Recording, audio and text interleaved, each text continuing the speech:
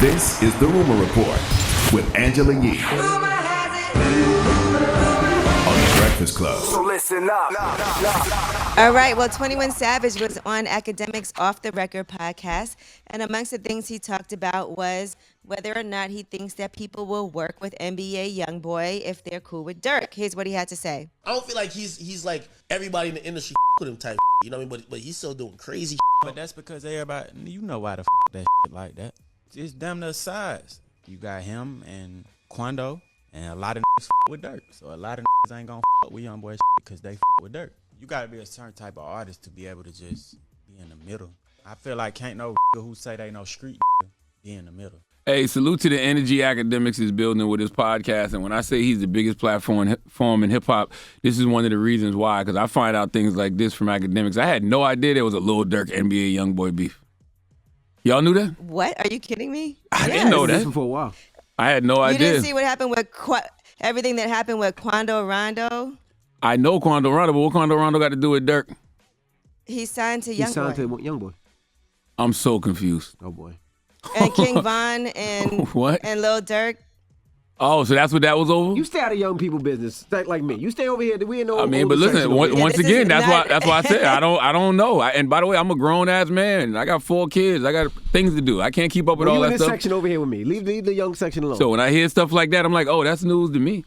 And I get what 21 is saying from a street perspective, but I will say there are no permanent friends or enemies, when it comes to business. I will say that. So it's one thing when it's street stuff, but when it comes to business, there's no permanent friends or enemies. Yeah, but what he's saying is, I mean, look, it's a lot of fresh things that happened not that long ago. People lost their lives, and still things happening in the street. So, but that's what I said. I get it from a street he's saying perspective. When it's super serious. Yeah, I get it from a street perspective, but when it comes to business, like Drake and Kanye, that's just business. Like, you know how many people was on Certified Lover Boy and on Donda? Yeah, same people. You know what I'm saying? Durk was both absolutely. And that's exactly what 21 Savage says in this next clip. I wouldn't have wanted to be on Donda. That's just the type of guy. So Kanye caught you not turning that shit down. I'm talking about when get smoked behind shit. When it's guns being shot, then it's like, that's why I said the Donda and CLB shit, I probably was exaggerating a little bit, but I with Drake so hard, I don't know. But if it ain't like no shit where blood being shed, then it don't really matter. But maybe his relationship with Drake is a lot closer. Well, he said that. Yeah, he said that. But I'm saying in a situation like that, that's business. That ain't nothing to do with the streets unless, Drake and Kanye get it popping, which they won't. I doubt it. But that would be entertaining. Both of them. That would be stupid. Let them both wrestle. That would be silly for them two rich ass black people. Well, Drake half black. Just two rich ass black men to be doing that. That'd be silly.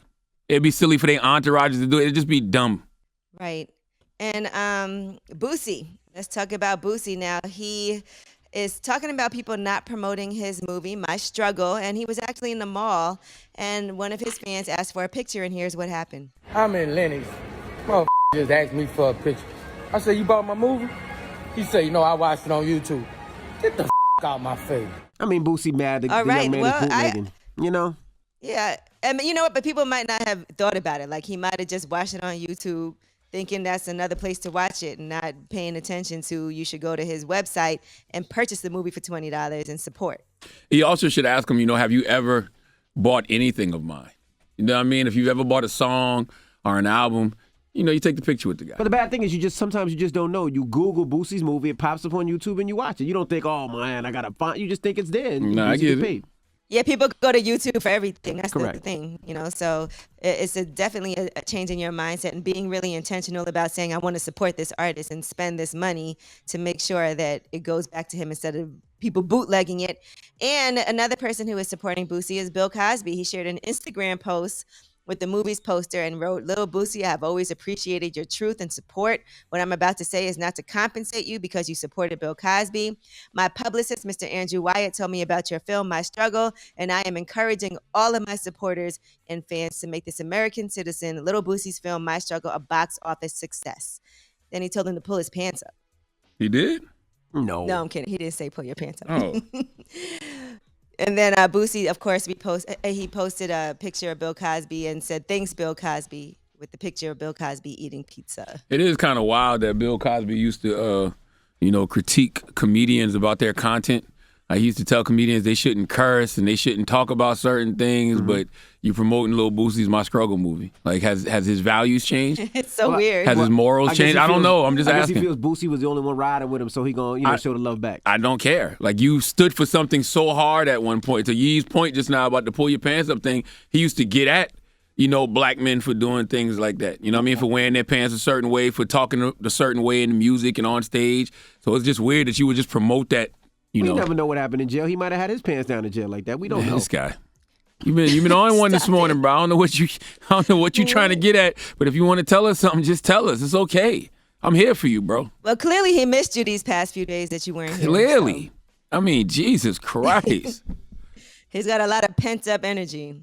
It's Throwback Thursday. Right, he thinking about Clue. You better tell you, leave Clue alone, man. Salute to my man Clue. All right. I'm going to tell Clue. You heard him earlier, Yee, when the interview was like, Clue put me in positions. I'm like, what? I didn't say put me in positions. You I said did. Clue put me in position to be a DJ, and I appreciate that. Stop doing that to Clue, man. All right, shout out to my Capricorn like brother Clue. Y'all leave him out of this. He don't play these games with y'all. He don't play those games with y'all.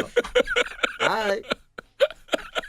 All right, now Latto is getting ready to finish her sophomore album, and she did a great freestyle over Mobb Deep Shook Ones Part 2 as part of the Revolt Off Top series, and here is part of that for you. Look, the name Latto, short for the lottery, so if a nigga hit, I can take him out of poverty.